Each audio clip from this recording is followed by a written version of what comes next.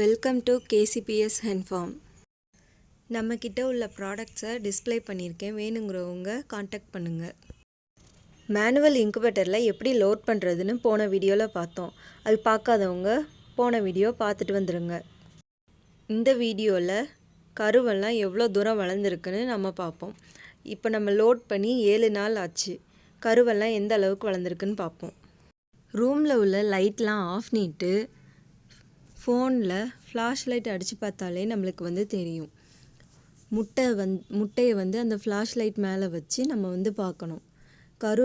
கரு பிடிச்சிருந்தா இந்த மாதிரி ஒரு சலந்தி பூச்சி மாதிரி நம்மளுக்கு தெரியும். அது ஏன்னா கரு துடிக்கும். அது நம்ம லைட் அடித்து பார்த்தாலே நல்லாவே தெரியும் நம்மளுக்கு. கரு பிடிக்காத முட்டைங்களெல்லாம் நம்ம தனியாக எடுத்து வச்சிடலாம். அது நம்மளுக்கு ஒரு மாதிரி சந்தேகமாக இருக்கிறதையும் நம்ம தனியாக எடுத்து வச்சிடலாம். ஒருவேளை அதில் கரு உருவாகலாட்டி அதை நம்ம வெளியே எடுத்து போட்டுறணும். இல்லாட்டி முட்டையெல்லாம் வெடித்து ரொம்ப ஸ்மெல் வடிக்கும். எக்ஸை எல்லாம் இன்குபேட்டரில் லோட் பண்ணி 18 நாளைக்கு நம்ம திருப்பணும். அடுத்து 7வது நாள் 5 to 7வது நாள் நம்ம இந்த மாதிரி செக் பண்ணணும். சரியில்லாத முட்டையெல்லாம் தனியாக வைக்கணும். கரு உருவாகாத முட்டையெல்லாம் நம்ம பார்த்து டிஸ்போஸ் பண்ண இந்த மெத்தட் ஈஸியாக இருக்கும்.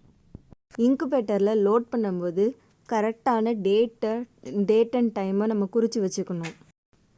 என்றைக்கு நம்ம வைக்கிறோமோ அந்த நாள்லேருந்து 18வது நாளையும் நம்ம கரெக்டாக குறித்து வச்சுக்கணும். இந்த முட்டை சரியில்லாத முட்டை, கரு வளராது. இதில் குஞ்சு பொரிக்க மொத்தம் 21 நாள் ஆகும். 18வது நாளுக்கு அப்புறம் என்ன பண்ணணும்னு நெக்ஸ்ட் வீடியோவில் பார்ப்போம். இந்த எக்லையும் கரு பிடிக்கலை, ஃபுல்லாக கருப்பாயிருச்சு. இந்த மாதிரி தான் எல்லா எக்ஸையும் செக் பண்ணி வைக்கணும். நெக்ஸ்ட் வீடியோவில் பார்ப்போம். தேங்க்யூ.